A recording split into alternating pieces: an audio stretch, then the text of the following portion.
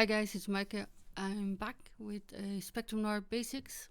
I'm talking about color coding, hair, skin coloring, and the shading. And this is the image I'm gonna make today. And this was what we did yesterday, was a smooth blend. And this image I got off internet. Just Google 3D 3D objects shading, I think I did. I'm not really sure, but there's tons. And I like this one because it has different shapes and also different light sources, and you can relate these shapes to the human body, you know, round for the face and cone shape for the body and cylinders for arms and legs and such. Now the Spectrum Noirs, this is my Excel spreadsheet that I made. The coding is usually from 1 till 9 or 12, or 12 I think is the maximum, or 4 like this one. But you can see this is citrus. There's not much difference. And other like this is citrus green. There are big jumps in the colors. So even if the colors are the right way up in the flesh tones, for example, and in the golden browns, the numbering, it starts off light, but then there's a dark one somewhere in the middle, and you really need a chart just so you can choose your colors. And there's also, you know, color families that really blend well, and others like the lavender, 3 completely different colors, but we can blend those as well. This is my color rainbow. It's not mine actually. This is the one I made. It's from sandyalnock.com. You can download it for free. And then, you know, I went to my color chart and I thought, which colors would go nice together? And I just, you know, picked random groups of 3 and I tried. And I think I've got quite a nice collection of skin colors here.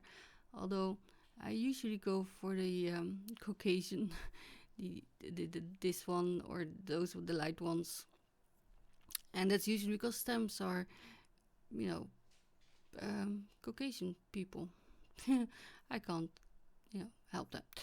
But yeah, I left this bit of the video in normal speed, and I sped up the coloring in twice the speed. And that's just because otherwise you would be sitting here for 20 minutes. And I'm sorry. And yeah, this is the image I'm gonna color, and it's from Crafter's Companion, the Swalk series, and it's called Hugs.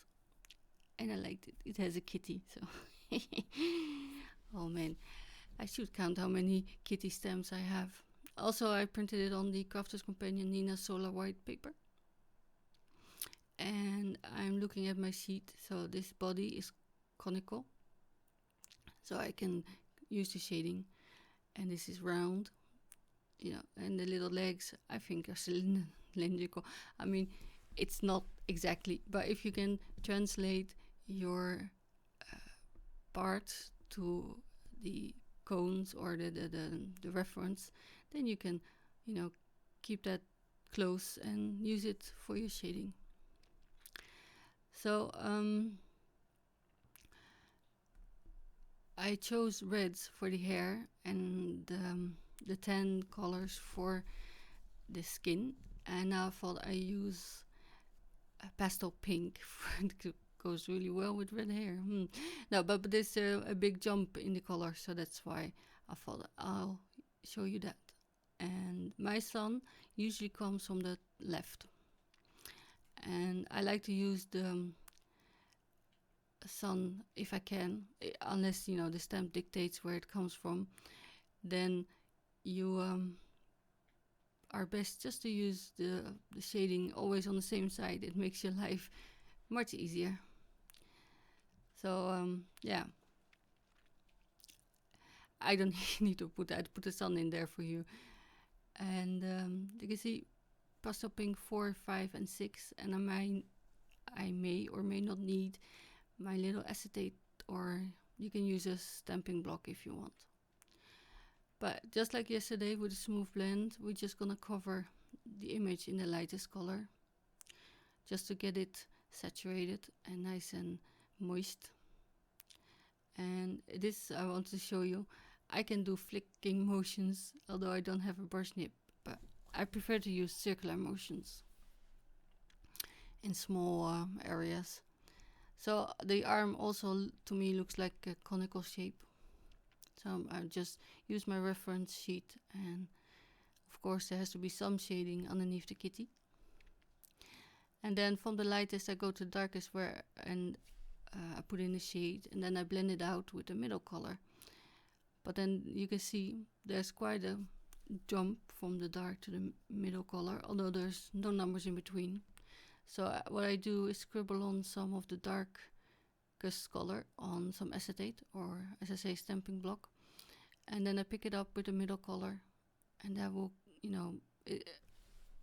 give me a shade in between.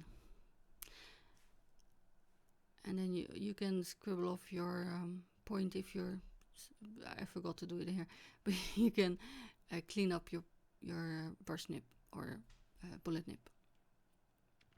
So for the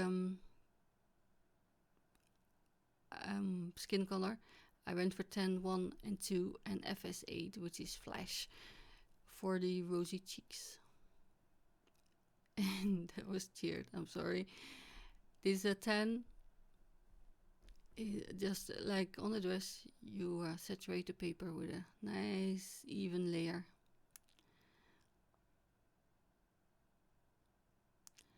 And then the shading, of course, is like that on the side.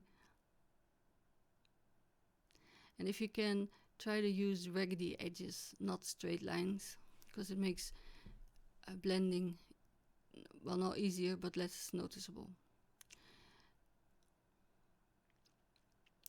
So that was TN2, and I'm putting in the rosy cheeks now.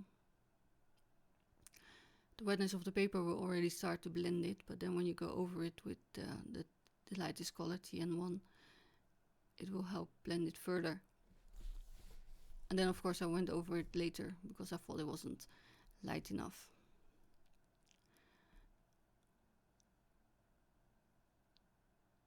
So if you think your lightest or your darkest color is too dark still, you can bleach it out a little bit more with going over it with the lightest color.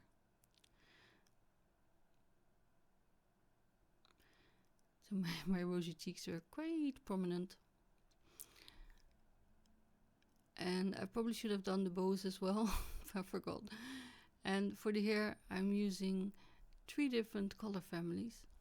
The coral, CRs, the earth browns, EBs, and the dark reds. And a blender pen, which I like to start with straight hair. There's always this shiny area on top. And then I start with the lightest color. I work towards the lightest or the highlight from the darkest bits. That's where the hair gathers or starts in the scalp, so like there in the middle. And I'm sorry, I have to turn my image a bit, it's easier. Then I go, make these fang or shark tooth flicks. And you don't have to worry much about blending because you're going over the image with all these colors, and you will touch the other colors and they will blend naturally. And you can go over it as much as you want and as many times as you like and build up your color. If you think, oh, my highlight is disappearing, you can always go back a little bit with the blender pen. And to tone down this orangey red, I'm introducing these earth browns. Because the colors are transparent, we will still see the red shining through here and there. And the orange. And I thought, yeah, it's disappearing, so a bit of blender. But in the end result, you can see it better it's still there. I was really concerned it would be disappearing, but it didn't.